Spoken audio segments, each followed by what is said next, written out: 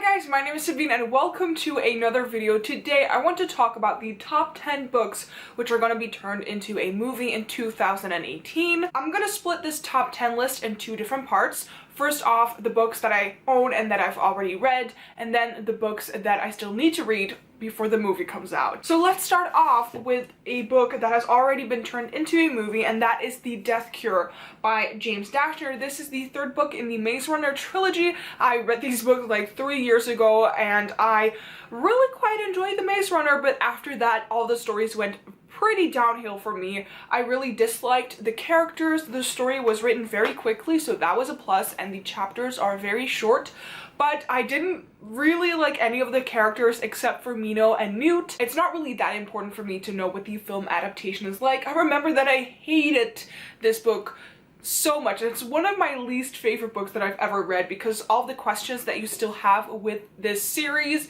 are not answered in this book, and it's a trilogy. It should be finished when you read the third book in a trilogy, and it was not. But the movie came out on the 25th of January. I don't know if that is in the US or in the Netherlands, but it has already come out and you can watch it in the cinemas right now.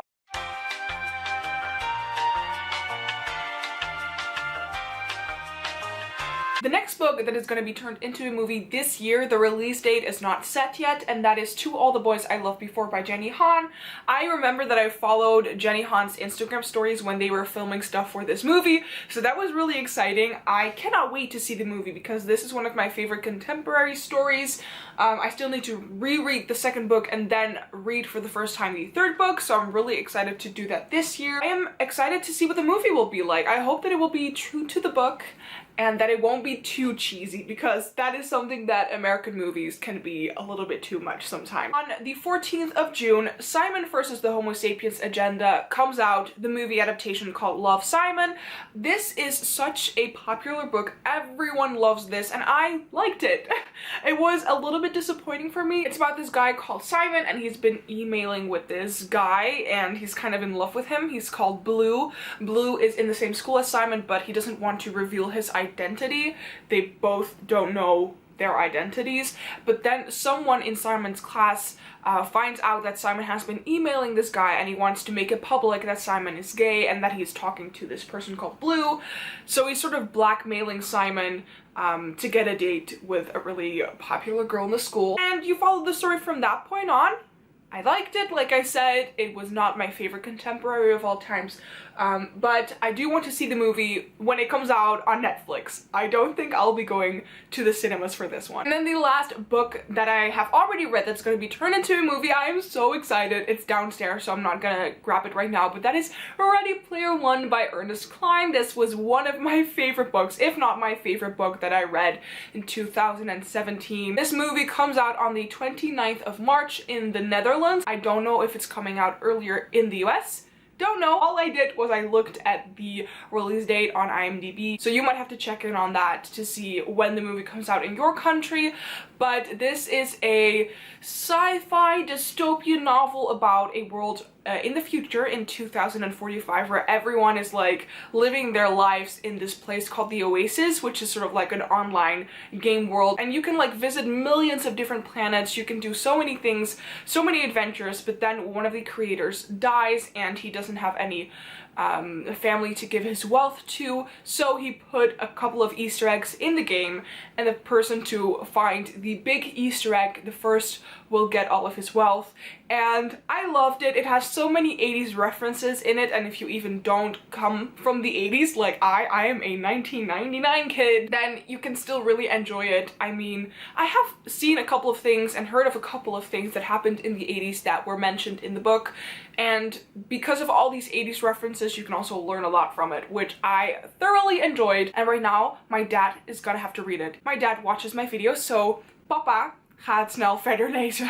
Those were the 4 books that are being turned into a movie this year that I've already read, and right now I have 6 other books that I really want to read before the movie comes out. 2 of those 6 I own, and the first one is The Hate You Give by Angie Thomas. A lot of people have read this. I think it came out in 2016, 2017, and it is heavily inspired by the Black Lives Matter movement, and our main character, her friend, just gets shot by a police officer for doing absolutely nothing. I once started reading this book, but at that time I wasn't really feeling it, but I totally think that I need to read it this year, especially since the movie comes out and the actress Amandla something, who plays Rue in the Hunger Games, plays in this movie, and that is amazing because she's a really great actress. I don't know when that's coming out, but it's set in 2018, and then a book that is coming out, like the movie is coming out very soon on the 9th of March. I'm also currently reading this book, is A Wrinkle in Time by Madeleine L'Engle. It is like a classic children's or YA novel, I'm not too sure. I am halfway through.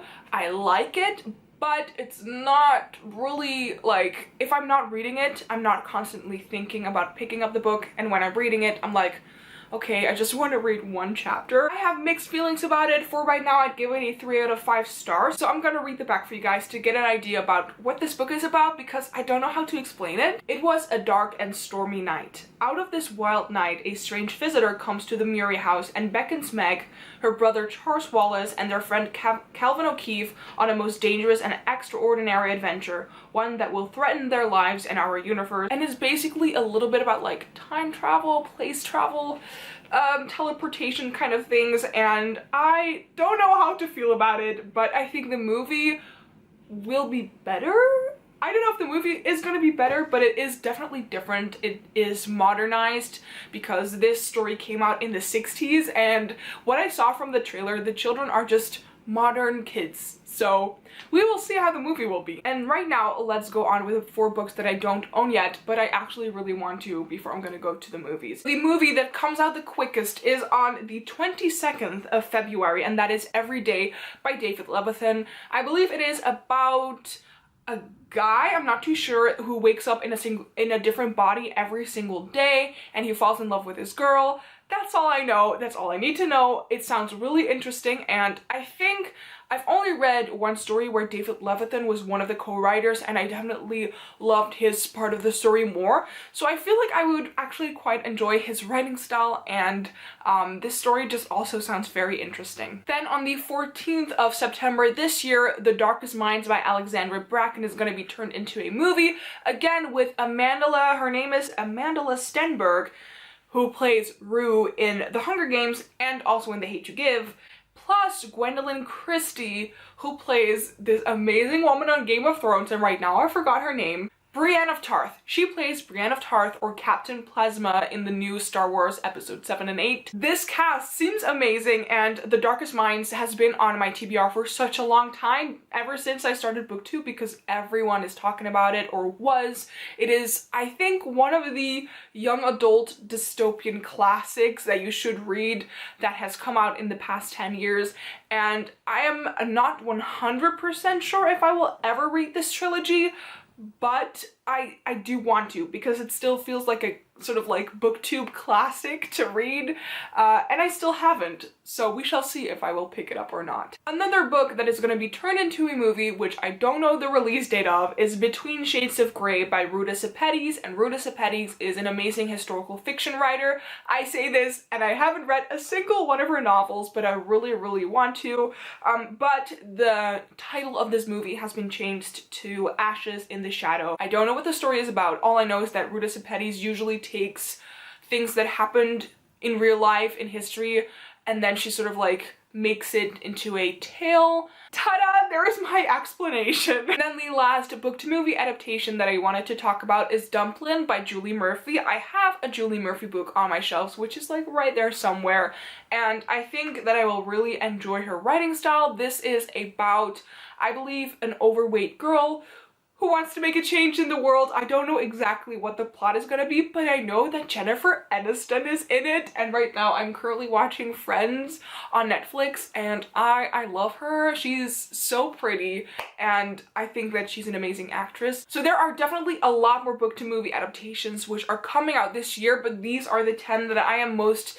excited about, most interested in, but I know that there are a lot more books which are being turned into movies. So if you want to see who those are, I will leave a link to a couple of articles on the internet, and then you can find out if maybe you want to read the book before the movie comes out. So let me know in the comments down below which book to movie adaptation you are the most excited for. Of all of these 10, I can't really pick one. No, I can. Okay, I definitely can, and that is Ready Player One. That was like actually so easy, but I just didn't think of it. If you enjoyed this video, please give it a thumbs up and subscribe to my channel to see more of my videos. You guys can also follow me on all of my different social media pages. Of course, I have Goodreads, Snapchat, Instagram, plus an email address, and all of those links will be in the description bar down below as well. Again, thank you so much for watching, and I will see you guys in my next video. Bye!